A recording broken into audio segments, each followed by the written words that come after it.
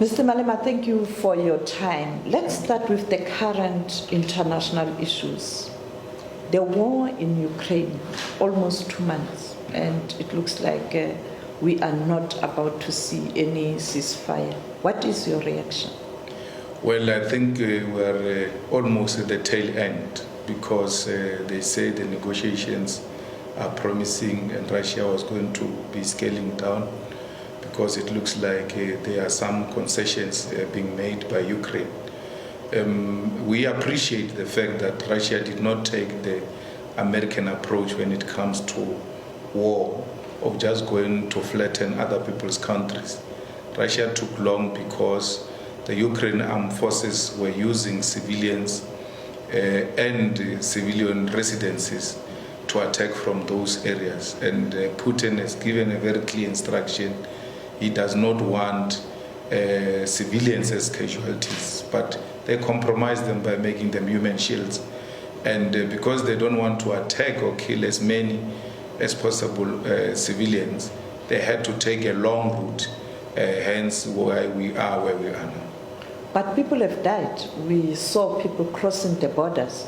The humanitarian crisis has reached a crisis proportion. Those are consequences of war. There are always casualties in war.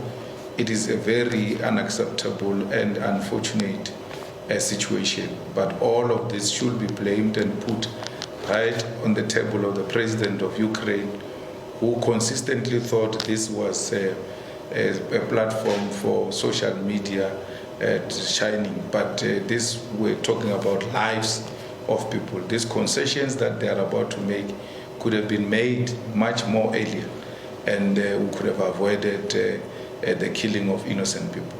In terms of international law, when you look at the international law, when you go to another country, you cross the border, you attack, it is invasion and it is against international laws.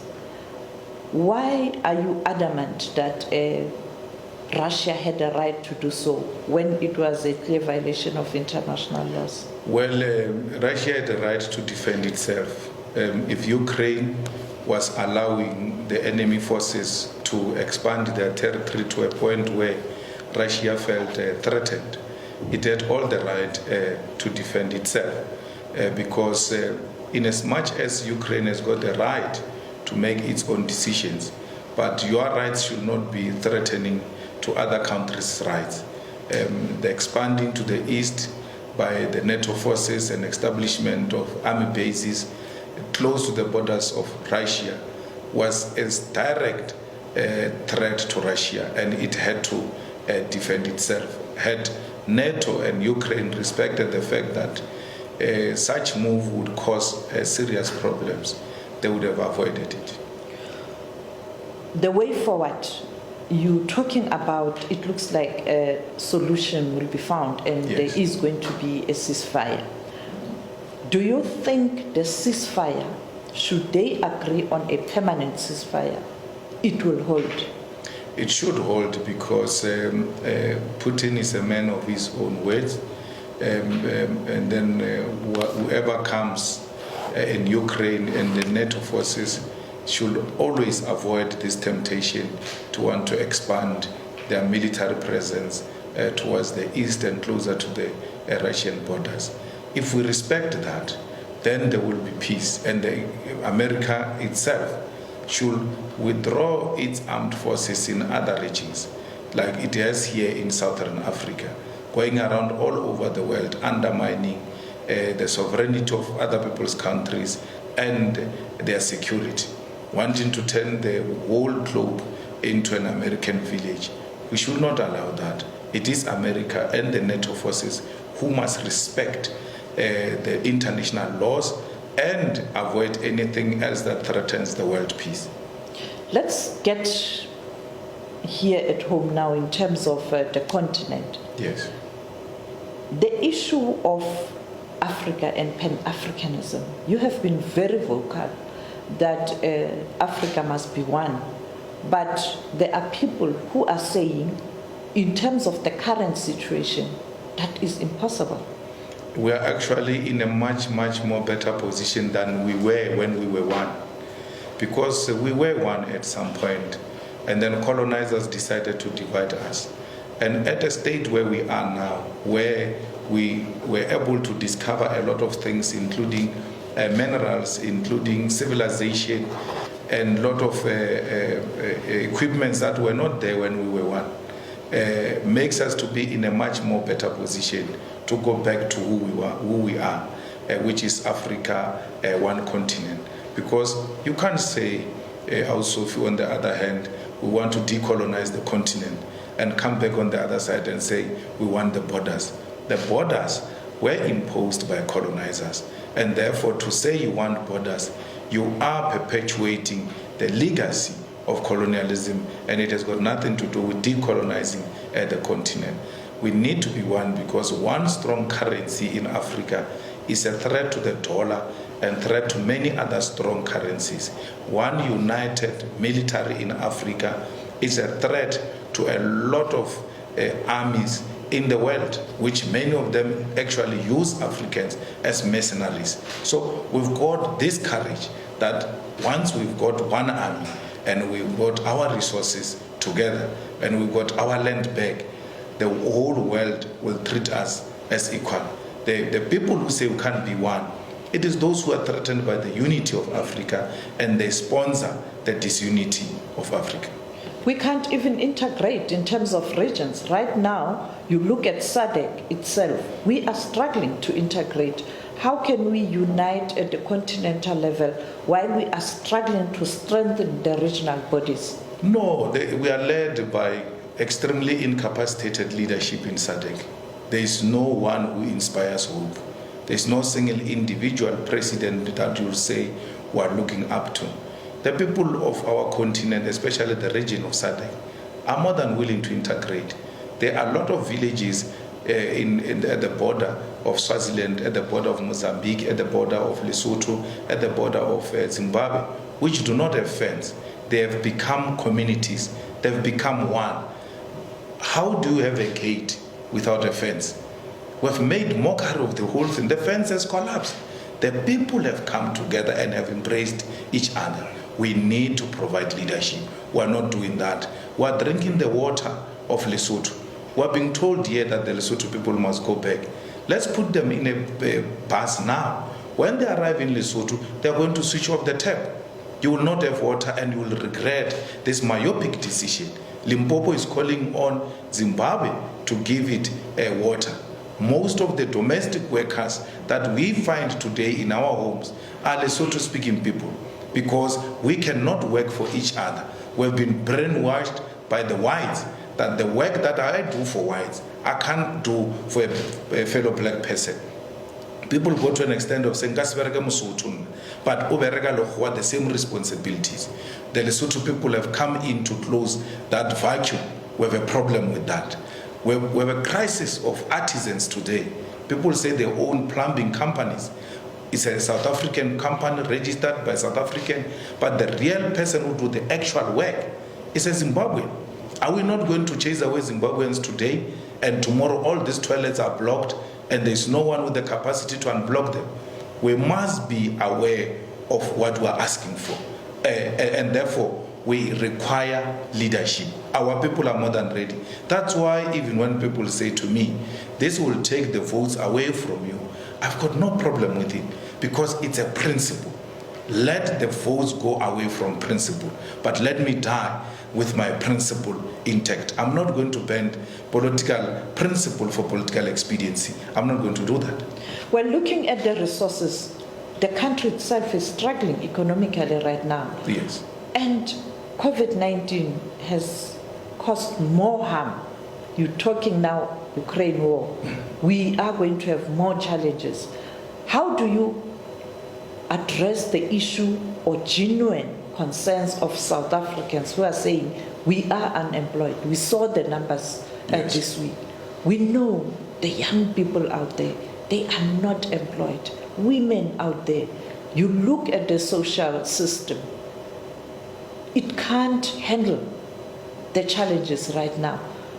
What's your advice? How should we approach this issue of resources so that South Africans are comfortable that, yes, we have our fellow compatriots, fellow Africans in the country, but we can still survive and share? Well, we are struggling now, and we can't blame it on Zimbabweans because we're struggling because of landlessness. We do not own the economy. The owners of the economy who make profit, we're told now unemployment has increased, but the economy has grown. And that is not translating into fighting poverty and creating employment, because those who benefit from the economic growth are refusing to reinvest that back into the economy of South Africa. Also, let's take the war in Ukraine and Russia. Coal is very expensive now. It's in high demand. We've got coal here in South Africa. You know what is the problem? There is no Transnet to carry the coal to the harbors. And then you want to blame Zimbabweans that you don't have a job when your government is so incapacitated. The coal is 400 and something per ton now. It's in demand. If you increase the Transnet capacity, we collect as many as possible coal from all the mines into the harbor. How many jobs can you create? Now, we've got a crisis of steel, not only in South Africa, all over the world. We've got chrome here that gets to be sent to China, unprocessed, and brought back into this country as steel, and it becomes very expensive. Can you see how much this beneficiation of this chrome can create jobs in South Africa? In Skukuni alone, you don't need big equipment to mine chrome. It's just here, it's available. That's why they say they call those people illegal miners. So there is lack of leadership. Also in the whole country and the whole continent, to an extent, we do not produce a car. These people who come to South Africa, let's take Nigerians for instance. Nigeria is doing well, better than us. It's always either us or Nigeria number one. They still leave their country and come here. Not because there is an economic crisis per se. There should be something unique about us. These Africans like us. They look up to South Africa. Why is South Africa not producing a South African car? Because there is already the continental market. Quarter a population of Africa is in Nigeria. Why do you fight them instead of embracing them and making them your customers because they love everything South Africans? All of this is not happening because we've got lack of leadership. There's a crisis of electricity, not only in South Africa, in the whole of SADC region. We've got the biggest electricity company called Eskom. Why are we not capacitating it and start providing the whole SADC with electricity, and the whole SADC starts paying South Africa for the electricity that comes from South Africa and create more jobs for our people? It is because there is no visionary leadership, not because there are no opportunities. Everything has been killed. State-owned companies have been destroyed. They've destroyed DNAM. They've destroyed SAA. When I spoke much earlier, that if they destroy SAA and privatize it, me and you cannot afford to go to Cape Town. People thought I was mad. Now a single ticket to Cape Town is 6,000, meaning the inland people and the coastal people are going to be existing in different countries because we cannot afford to visit one another. We should have protected these state-owned companies and expanded them to create jobs, but also to stimulate economic activity in our country. All these foreigners who come here, let's identify skills amongst them. Surely they've got something to offer. Let's take the Zimbabweans, for instance. They never had Bantu education.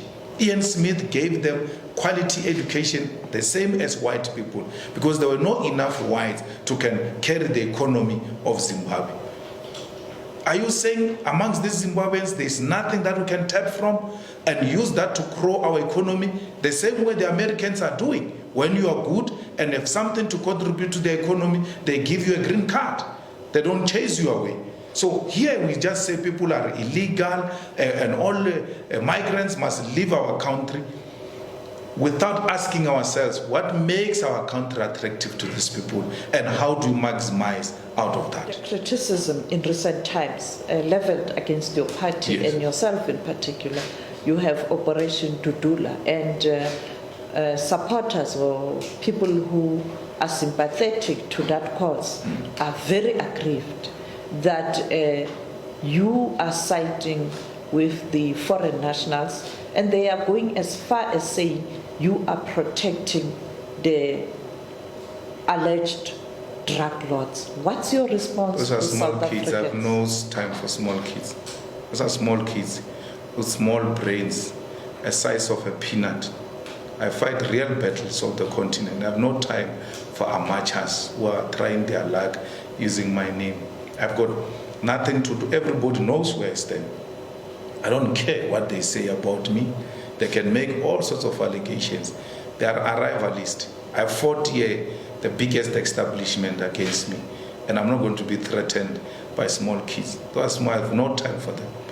They are new into what they are doing.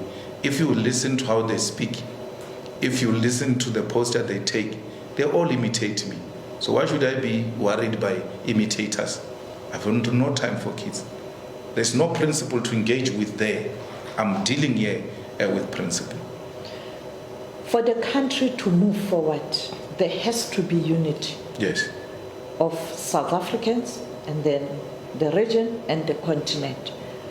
As a country right now, there is growing concern that the country itself, as South Africans, we are divided. And therefore, resolving the problems that we have, it's impossible. Well, what's your view? We don't have a common vision, and the common vision is leadership. We ought to say, as a country, this is what we strive for, and get everybody to buy into that idea and move forward. We cannot continue the way things are, where you have resources concentrated on a certain race, and then the certain race excluded from the resources. We cannot allow this media-sponsored outrage against the foreign nationals. It's a sponsored view.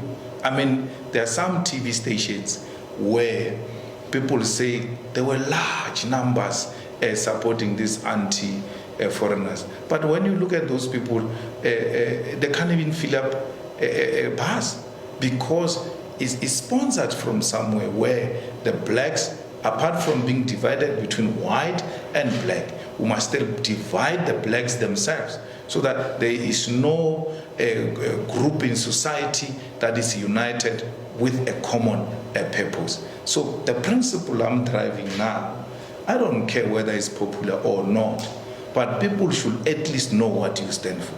I don't know what our president stands for. I don't know what our government stands for. And therefore, I refuse to be like them and be turned into an amoeba because there is a sponsored outrage against that which I stand for. No, rather die with my boots on than die on my knees. Let's turn to South African issues. Right now, you are leading a formidable political party. We are counting 2 years and national elections. As you build the party, what are you focusing on? And looking at the fact that in terms of the party, it has gained traction on the continent. Well, firstly, our intention is to build a continental movement. That's why the logo of the EFF is Africa. It's not South Africa. We did so deliberately because we know that South Africa will never succeed in an economic liberation without other African countries being economically liberated. We actually failed Zimbabwe. When Zimbabwe took the land, we should have followed and everybody else should have followed. Zimbabwe was not going to be isolated.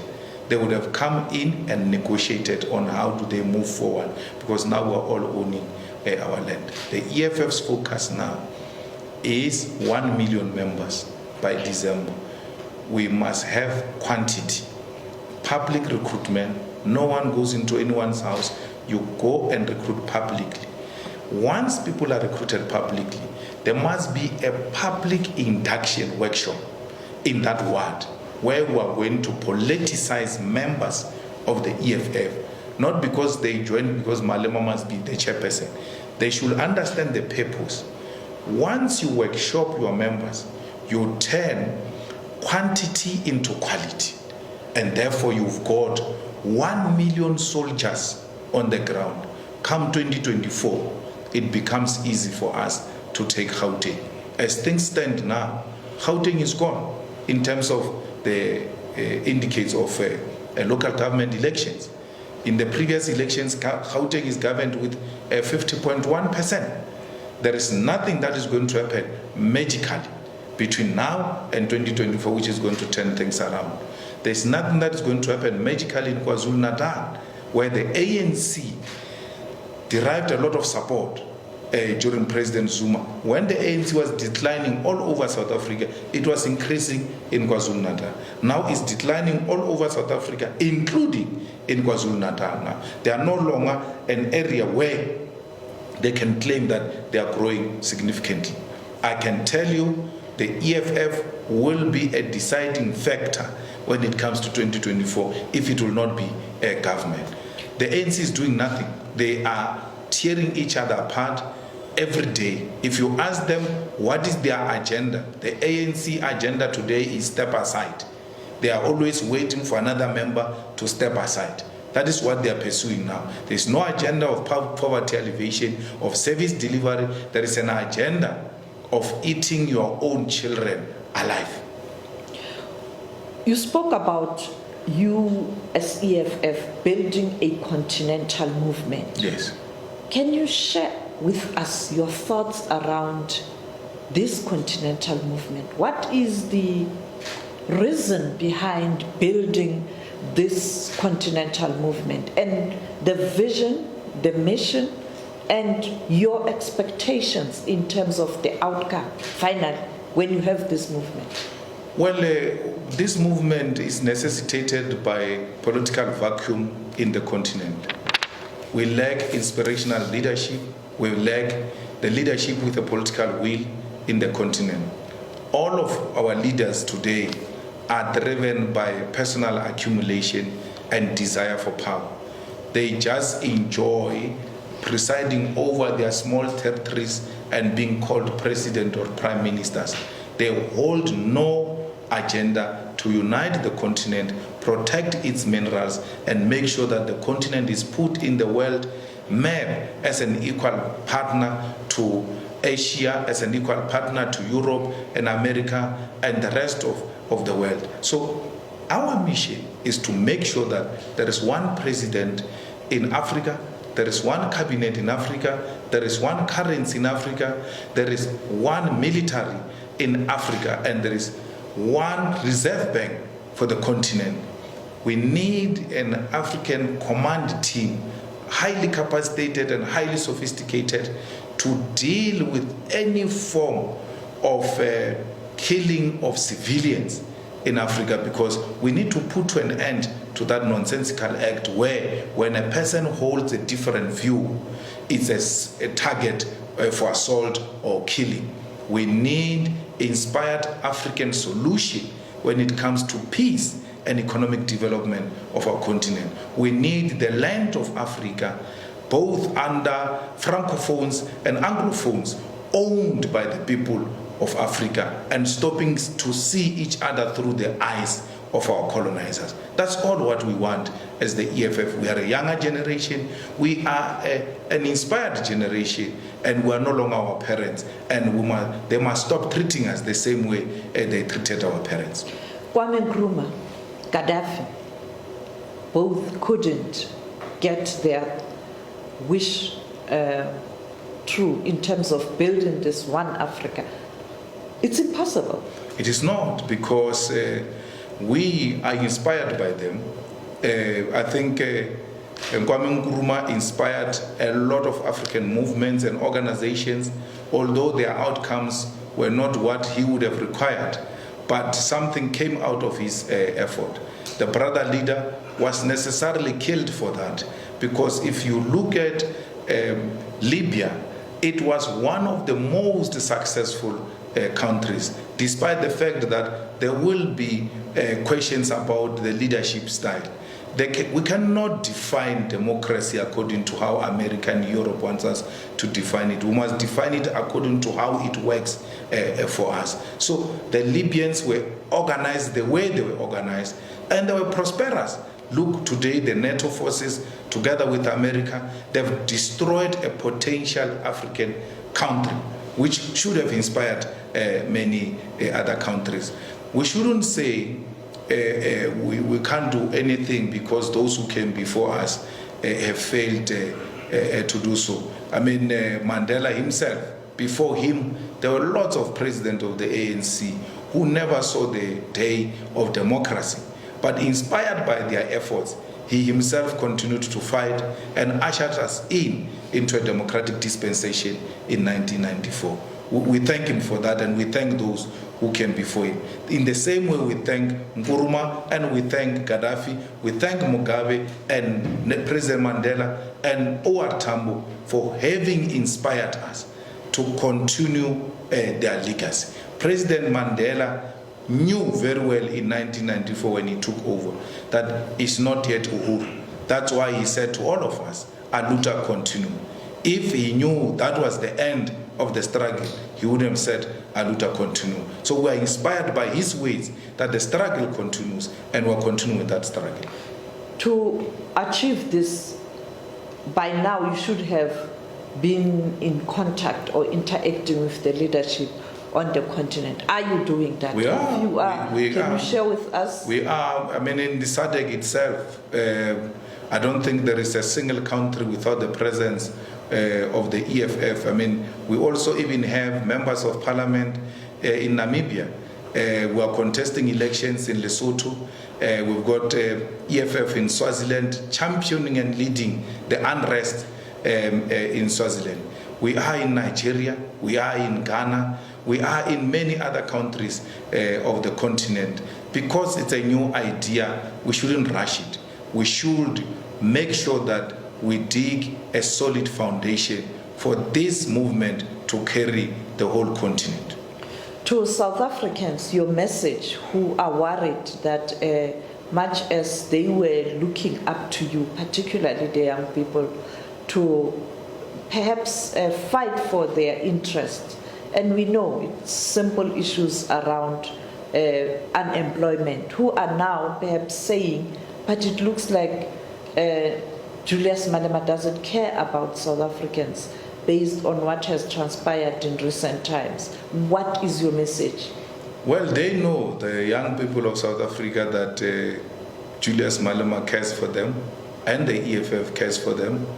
If you look at in all universities that have gone to elections now, the EFF has been engaged in clean sweep because it's the home of young people. So anyone who argues that young people do no longer see the EFF as their home is really daydreaming. Any event of the EFF, latest being Sharpeville, Langa, and in PE, majority of those who participated in those activities are young people. We are the organization that is inspired by the suffering and the struggles of young people, particularly African young people. We are going to fight this unemployment. We are the ones who fought for the insourcing of security guards. We are the ones who fought for insourcing of cleaners in the municipalities where we had influence, in the universities where we had influence. We are the ones who put before a parliament private members' bill that demanded that all those who are working for government through companies must be insourced and work directly for government so that we reduce unemployment. The ANC, working with the DA, used their majority to reject such a bill. So we are the only hope of the hopeless masses of our people, daily involved in resolving their problems. All the farm workers, the security guards, the shopkeepers, when they've got a problem, including the unemployed, their home is the EFF. When a white person bullies them, when a boss bullies them anywhere, they say to their bosses, we are going to report you to the EFF because we are the hopeless of the hopeless masses of our people. And then finally, the issue of public protector, it is currently in the news. Where to from here? Well, she is now in the Constitutional Court. We're not rushing anything. I don't understand why the committee cannot suspend its activities until the Constitutional Court has pronounced itself, unless there is an agenda they are pursuing, which we do not know. But from where I'm sitting, we are well on course. Matters have been reported to us in Parliament. We've successfully constituted a committee. We've got a program on how we're going to deal with this matter. There is just this small impediment that we'll deal with of the Constitutional Court. It won't take long. Then we go and proceed with these matters. Even if we don't finish our Sophie, her term of office is ending next year in October. So what is the rush? Anyway, there's going to be a new public protector. An efficient government next year, January, must advertise the position of the public protector. 3 months, hire that person, and then wait for this one. Actually introduce the new one to work with this one to hand over to the new one. We cannot allow an African woman to be treated the way she has been treated. And don't get me wrong, I'm not saying she's the best. I'm not saying she's got all the necessary qualities. She's got her own huge weaknesses. It can't be that her own cases get thrown out in a manner they are happening. But there are many judges who have never gone past a Supreme Court of Appeal. They are still sitting as judges. No one has called for their impeachment on the basis of their judgments being appealed as successfully or being ruled against by the higher court. So she's like a judge. That's why there is a recourse. When she rules wrongly, there is a review process which you can engage in, and then her report can be reviewed and set aside. So we can't cry as if we have no recourse. We cry because she's not ruling in a manner we want. President Ramaphosa has become a devil, and this will haunt him beyond his office. If he thinks what he did to Zuma is small, there is huge coming for him. You cannot have a single man going after so many people in an unjustifiable manner solely because he wants a second term, abusing the state power in a manner he's doing. Yesterday's motion was withdrawn. I would have voted against him because the man has become a dictator, and he uses the courts and the media to hide behind. It can't be that this man who's liked by this establishment, with so much high unemployment, there is no outcry. With so much crime happening in this country, there's no outcry. With so many women and children being raped and criminals having taken over the streets, the high levels of corruption in this country, unprecedented. No president has ever presided over a load shedding that President Ramaphosa has presided over. Not a single paper calls for his head. Why? Because they don't care. He's driving their agenda. He is on the right path on an anti-black agenda. I'm not scared of President Ramaphosa. He can do what he wants to do. He can do what he's doing to others to me. I'm not going to keep quiet when I see a coward. He's destroying black people. Dinel, SAA, SABC, all of state-owned companies have collapsed. Qualified professionals, black professionals, were a target for assault since he took over this government. It didn't start now, the collapse of SOEs. No, but the intention has been, it has collapsed when he was there, but the intention has always been to outsource them to their friends. Nobody can explain the deal at SAA because Pravin is untouchable. They are running some parallel process which does not include Treasury, to a point where Treasury is screaming like me in the opposition. Please give us the details of what that deal involves. Can you imagine if that had happened under Malusi Gigaba as a Minister of Public Enterprise? Today, all his heads and friends and everybody involved in that deal would have been linked with him. But because it's the favorites who are engaged in unethical activities, there's no problem. But President Ramaphosa must know that his day is coming and it's going to be very painful.